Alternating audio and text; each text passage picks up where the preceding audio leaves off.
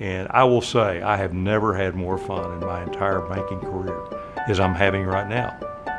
And part of it is working for Happy State Bank and laughing and having fun, but also being able to put together an organization that represents the values that I hold dear to me.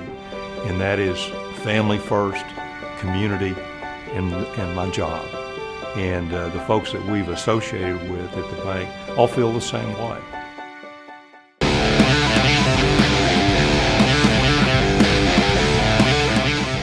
And welcome in, everyone, to LoneStarVarsity.com. I'm Zach Long. That is George Watson, and that means it is time for the Happy State Bank Football Fever, an inside look at South Plains High School football. And George, we are well into district play, and last week you got on a little bit of a tirade over there and called out the old Estacado Matadors, and they responded and got a very big win to start district play over Levelland. Yeah, I don't know if they responded to me or if they responded to their coaches and maybe getting on them a little bit too after the game against Melissa, but whatever it was, it worked because they went out there and they took care of business against Levelland. And you know, I'd called them out for having some people other than Robert Johnson kind of step up and help contribute to this thing, and they did. Jalen Tennyson, he didn't throw for a whole bunch of yards, but he completed some big passes. Some guys in the receiving corps made some big catches when they had to have them, and the defense stepped up. I thought the defense played outstanding against a Levelland club that is really up and coming with its offense. So all in all, a good start for district play for the Estacado Matadors. And as we've spoken about several times, there's a second season in Texas high school football. You can struggle, but if you hook it up with the last few weeks of the season, the sky's the limit in terms of the playoffs because you get a chance to go as far as your team can take. Absolutely. We've seen it before. Several teams out here have done that before, struggled in the preseason, and then, you know, like you said, hooked it up for district play and kind of run through the district and on into the playoffs. So, yeah, Estacado looks like it's well on its way to being able to do that. It's got a big game this week that we'll talk about more later in the show, but a good start for the Matadors, definitely. Speaking of hooking it up, we had a few kids hook it up last week on the South Plains in terms of volleyball and football, and that leads to our Happy State Bank Players of the Week, George. And on the female side, how about Lupita Quintanilla at Plainview? Yeah, Lupita Quintanilla, an outstanding volleyball player at Plainview, led the Lady Bulldogs to a couple of big wins this last week to keep them up on top in the District 4 4A race to go into the second season. A little bit of a different angle here, though, with Lupita. Not only is she a good player, she's had to deal with a lot off the court. Her mother has had to deal with bone cancer for about the last 4 years, been in and out of hospital, in and out of treatment. But Lupita, you know, to her credit and to her team's credit, she has never wavered. She's never, not been there for the team while having to go through all this, and her team has actually been there for her. And so just an outstanding young lady that is really putting a cap on a fine senior season. That's a fantastic story. George, Elijah Ramon at Spring Lake Earth, they've had a little rough start to the season. This was a big performance and a big win for them. Yeah, big win, big performance for them. You know, Elijah's been in and out of the lineup with some injuries, but he came back for the start of district play for the Wolverines. And you know, at the beginning of the season, he had to make the move to quarterback. He kind of took over there at the beginning of the season, had a few games, but got injured, but has now come back and had a really good game. Had about 165 yards, 3 touchdowns rushing, 160 yards, 3 touchdowns on passing against Morton. So all in all, a good start to district play for the Wolverines. A couple of nice performances there from our Happy State Bank Athletes of the Week. George, moving on now to something that we have had circled since day one when the high school football schedules came out.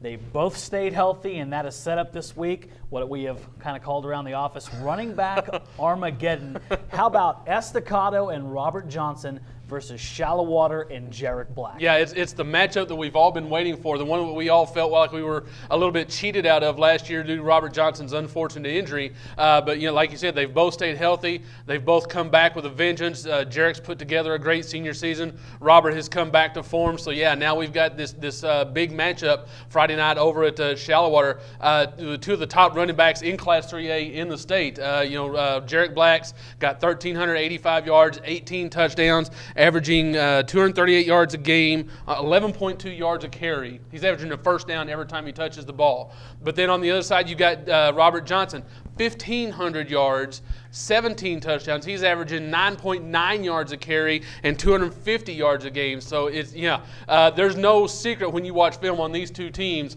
what this game is going to come down to. It's going to come down to whoever stops the other running back the most effectively. Neither of them is going to be stopped completely. Just who can ever slow down the other one.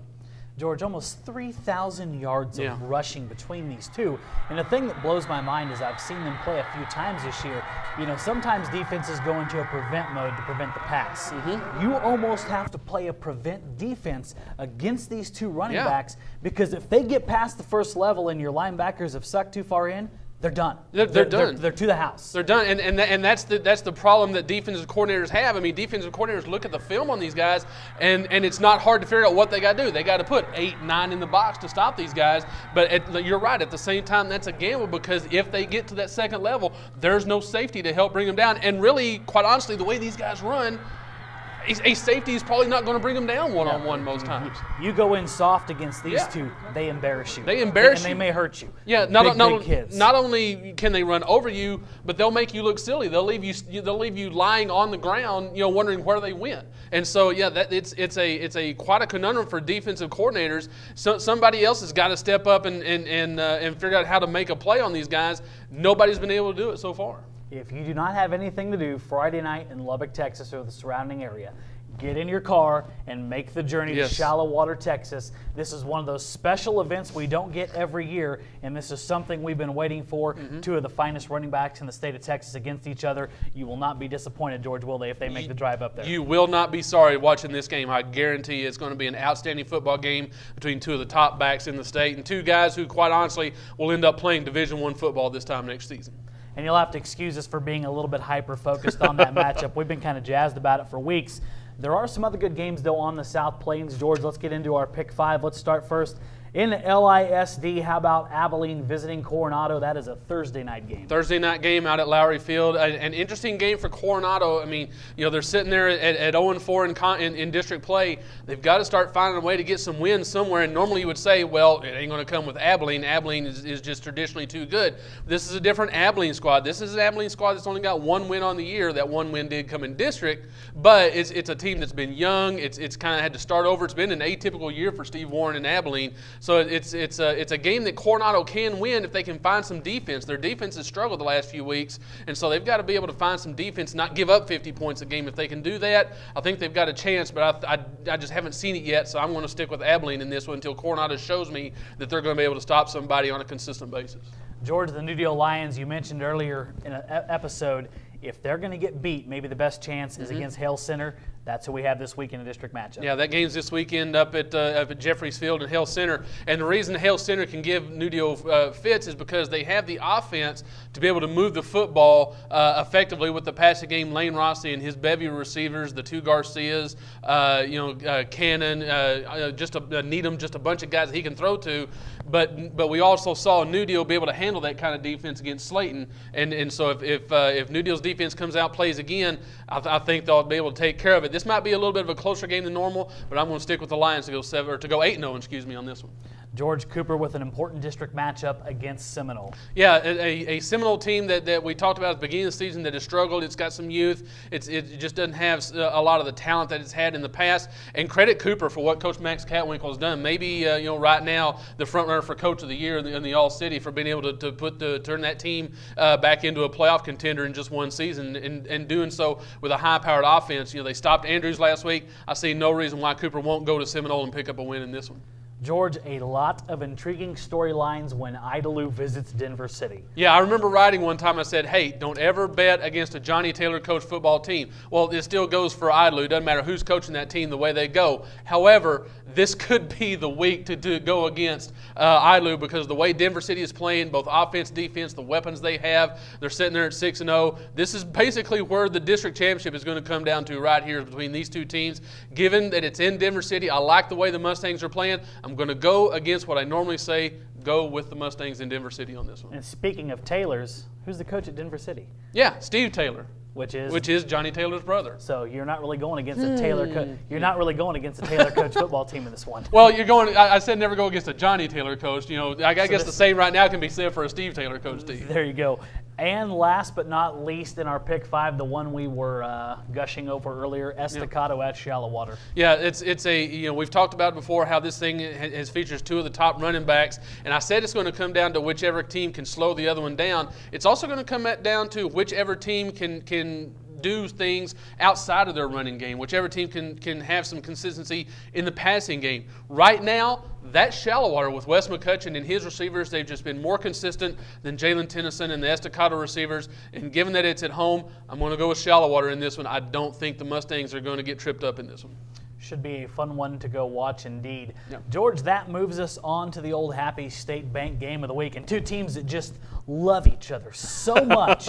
How about Monterey at Friendship? Yeah, they're just so fond of each other, aren't they? Yes, they are. Two of the teams that are sitting atop the district right now with Plainview. And, quite honestly, we said this last year. I don't see any reason why it shouldn't be the same this year, that the district championship will come down to this game between Monterey and Friendship. It did last year. Monterey didn't come in with much momentum because they were coming off the loss to Hereford. This year they come in with a win over Hereford, but Friendship's also coming in. They're 6-0. They're playing well right now. They put a good throttling on San Angelo Lakeview this year or last week. I just think Friendship's got more consistency. I would like to see a little bit more in the passing game from Friendship, but they still got more than Monterey does right now on a consistent basis, and everything else being equal, I'm going to go with the Tigers at home. They've played well at home. I don't see any reason why they don't this time. And that should be a heck of an atmosphere, too, Yeah. out there at Wolford. Real interesting there. You can go right down the road from Shallow Water and then check out some of Monterey Exactly, and right. Friendship Yeah. as well. So that should be an exciting weekend. I know we're excited to get out there. Of course, we'll be out there at Estacado and Shallow Water, and of course our game of the week, Monterey at Friendship. For now, though, that's going to wrap up this episode of Happy State Bank Football Fever. For George Watson, I'm Zach Long. We'll see you out there Friday.